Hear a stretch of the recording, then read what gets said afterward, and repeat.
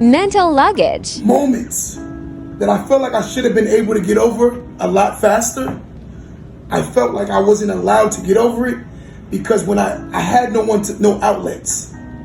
You know, when you look at life and you understand outlets, you see outlets is what allow you to express yourself. And as you express yourself, the problem or the cancer that you might have in your mind, you're seeking actual refuge from it. You actually healing from it.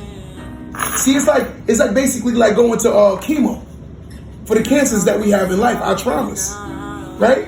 So we in chemo with our traumas basically expressing ourselves. And we hoping to get cured from the mental chemo that we taking, right? And that's the realities. Some of us don't understand that your problems in your past is still plaguing you in 2022. Some of us feel like, yo, if I pack my bags and I literally run to another state, I'm going to do better in the other state. Not realizing that you're bringing all your mental luggage with you.